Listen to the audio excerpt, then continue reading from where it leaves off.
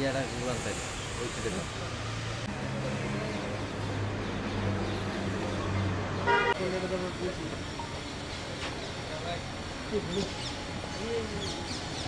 এই ব্যাপারটা খবর ভাই একটু পরে একটু বলবে হ্যাঁ হ্যাঁ কথা কই তবে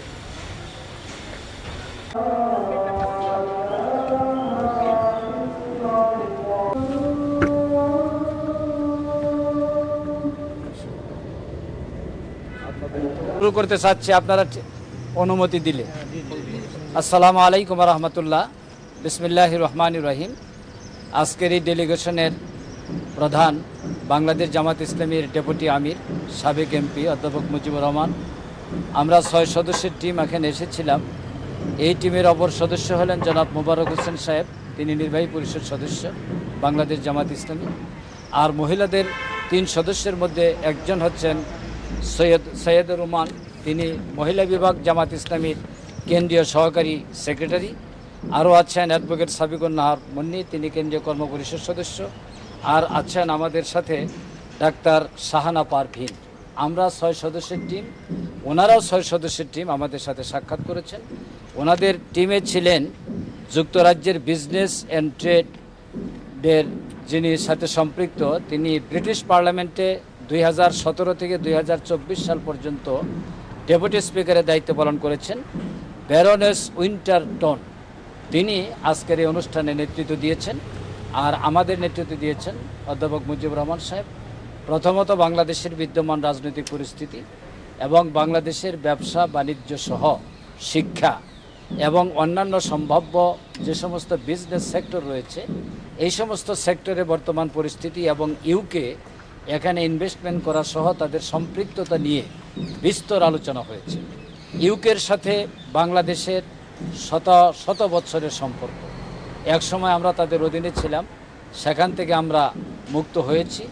অতীতের সেই পরিবেশকে সামনে রেখে, বর্তমান অবস্থাকে সামনে রেখে এখানে দ্বিপাক্ষিক সম্পর্ক উন্নয়নের ব্যাপারে বিস্তর আলোচনা হয়েছে, বিশেষ করে শিক্ষাঙ্গনে, শিক্ষাক্ষেত্রে, এডুকেশন, এরপরে বিজনেসের মধ্যে গার্মেন্টস রয়েছে, এখানে রয়েছে ইন্ডাস্ট্রি, আরও রয়েছে মেডিসিন তথা ফার্মাসিউটিক্যালস ডিপার্টমেন্ট সহ এগ্রিকালচারাল যত সম্ভাবনাময় সেক্টর আছে, সমস্ত সেক্টরগুলোতে ইউকে কীভাবে ভূমিকা রাখতে পারে, আমরা কিভাবে ভূমিকা রাখতে পারি।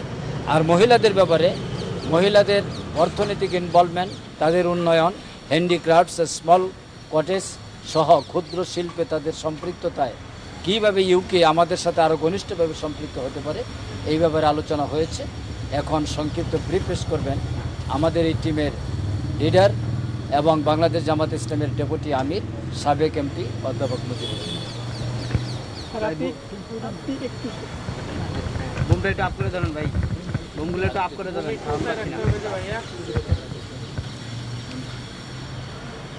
নাহমাদুহু ওয়া নুসাল্লি আলা রাসূলিহিল কারীম। প্রিয় সাংবাদিক বন্ধুগণ, আসসালামু আলাইকুম ওয়া রাহমাতুল্লাহি ওয়া বারাকাতুহু। আজকে বেলা 3টার সময় আমরা আজকের এই ব্রিটিশ হাই কমিশনের দাওয়াতে 6 সদস্য বিশিষ্ট এসেছিলাম। ইতিমধ্যে আপনারা কে কে এসেছেন তার বর্ণনা শুনেছেন। মূল কথা কিছু আমাদের পাবলিশারি সেক্রেটারি জনাব অ্যাডভোকেট মতিউর রহমান আকন ভাই বলে ফেলেছেন, আর ওটা আমি রিপিট করতে চাচ্ছি না। সংক্ষিপ্তভাবে যে কথা কয়টি বললে পারে পরিপূর্ণ হয় বলে আমি ধারণা করছি। আমরা তাদের কাছে এসে বিশেষ করে বাংলাদেশ এবং ইউকে, ইউনাইটেড কিংডমের যে দীর্ঘদিনের সম্পর্ক, এই সম্পর্কটা আমরা তুলে ধরেছি। এইখান থেকে আমরা দুটা জিনিস বলেছি যে এই দেশের সম্পর্ক আজকে নতুন নয়, দীর্ঘদিনের সম্পর্ক। এই সম্পর্কের ভিত্তিতেই বাংলাদেশের জনগণ ব্রিটিশদের সব কিছু দেখেছে এবং অভিজ্ঞতা সঞ্চয় করেছে, এবং এর ভিত্তিতে যে স্বাধীনতা অর্জন করার যে চেতনা, সেই চেতনাটা বাংলাদেশের জনগণ সব সময় কাজে লাগিয়েছে। গত 2024 সালের 5ই আগস্টে যে দ্বিতীয় স্বাধীনতা অর্জিত হয়েছে, মানে উই ওয়ান্ট জাস্টিসের যে ডিমান্ডকে কেন্দ্র করে যে আন্দোলন হয়েছে, সেই কথাটা আমরা তুলে ধরেছি। এবং আমাদের দেশের ছাত্র যুবক বিভিন্নভাবে তাদের উপরে অত্যাচার নির্যাতন জুলুম এসেছে, দেশের আলেমুল আমাদের উপর অত্যাচার নির্যাতন এসেছে, সেটাও সংক্ষিপ্তভাবে আমরা তুলে ধরার চেষ্টা করেছি। এবং আমরা বলেছি যে তাদের চিকিৎসার জন্য আমরা ইতিমধ্যেই চেষ্টা করছি। অনেকেই রিকভারি করেছে, এখনও অনেকের হাত পা এখনও তাদের অঙ্গহানি হয়েছে, যারা তারা পরিপূর্ণ সুস্থতা লাভ করেনি। এ ব্যাপারে তারা সহযোগিতার ব্যাপারে বিভিন্ন দেশ সহযোগিতা করছে। তারাও ইতিমধ্যে কিছু টিম পাঠিয়েছে, আরও প্রয়োজনে টিম পাঠাবে, প্রয়োজন হলে সেটাও তারা আমাদের সাথে কথা বলেছেন। এরপরে দ্বিতীয় যে জিনিসটা আমরা তাদেরকে বলেছি সেটা হলো বাংলাদেশে বর্তমানে নির্বাচন ব্যবস্থাটাই সবচেয়ে জরুরি ব্যবস্থা। অর্থাৎ সঠিক নির্বাচন হলেই বাংলাদেশের জনগণ সন্তুষ্ট হবেন। এ ব্যাপারে আমাদের দাবি যে 5টা দাবি সেটা আমরা তুলে ধরেছি।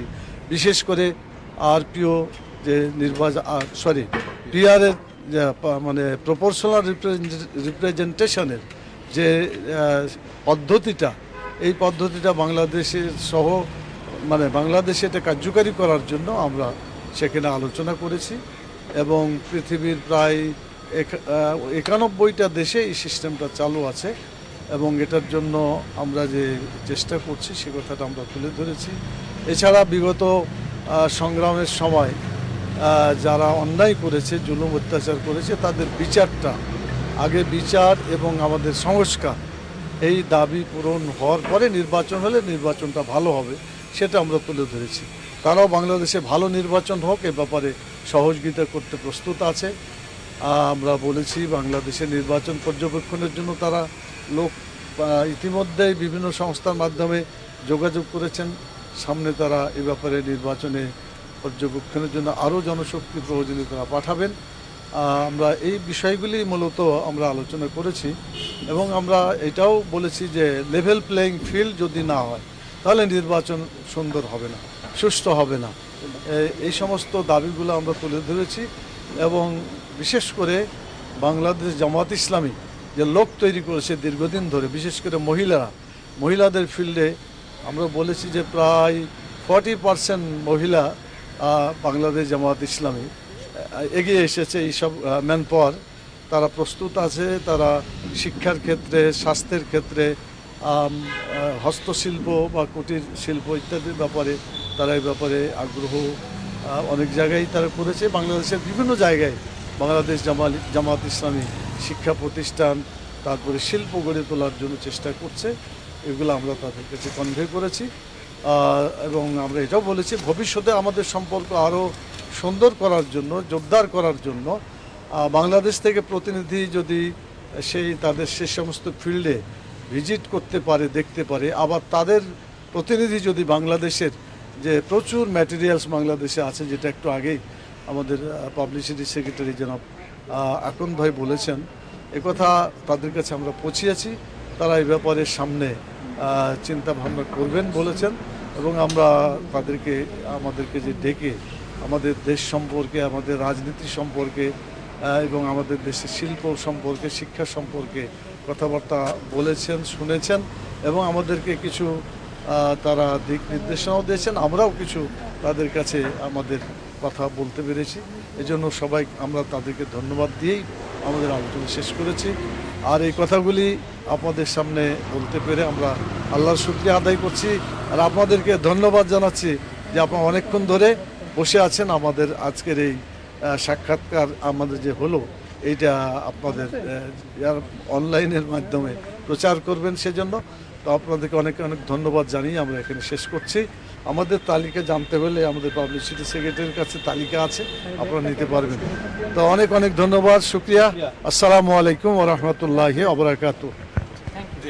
ধন্যবাদ, সবাইকে ধন্যবাদ জানিয়ে আমরা আমাদের বক্তব্য এবং প্রেস ব্রিফিংয়ের কাজ এখানে শেষ করছি। আসসালামু আলাইকুম ওয়া রাহমাতুল্লাহ।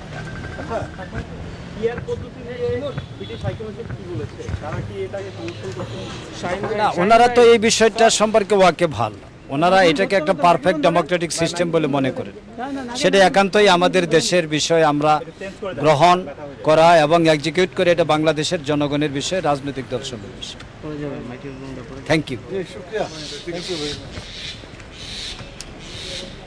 আপনারা কি 6 জন ছিলেন? ভাই একটু